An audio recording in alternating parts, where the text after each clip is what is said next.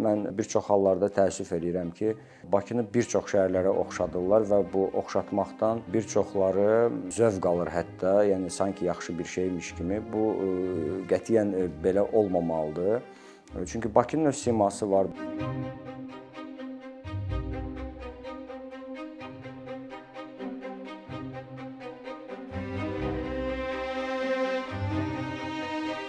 Şəhərin siması itməməlidir. Şəhəri biz olduğu kimi gələcək nəsillərə çatdırmalı və şəhər təbii ki, inkişaf etməlidir və şəhər inkişaf edərkən heç vaxt, heç bir halda tarixi abidələr hesabına, tarixi məhəllələr, kvartallar hesabına yeni binalar, parklar tikilməməlidir.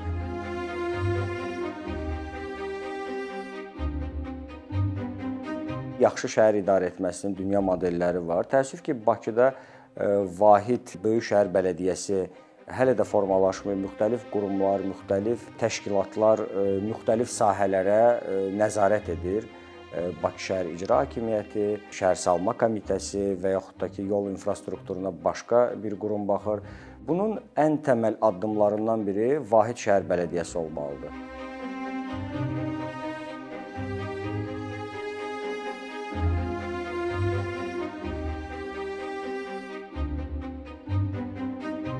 Həmin bu depressiv mühitdə insanlar şəhərdən, ümumiyyətlə yaşadıkları həyatdan zövq almamağa başlayırlar. Ola bilər bunun detallarına çox da fikir vermirlər, amma bütün bu şəhərin qorunub saxlanılması, şəhər simasının özünə qaytarılması məsələ insanların özü üçün də vacib faktorlardan biridir, onların yaşam tərzini dəyişəcək faktorlardan biridir.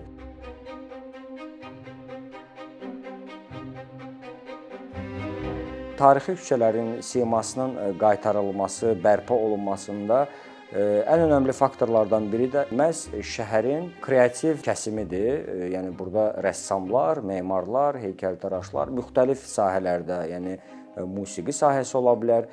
Rəqabətlilik olduğu halda bu dediyimiz kimi bu emalatxanalar bir neçə ildən sonra bir-birindən yaxşı emalatxanalara çevrilməyə başlayacaq və o Bakının ruhu, öz siması, yəni bizlərdən küsmüş siması bəlkə zaman-zaman özünə qayıdacaq.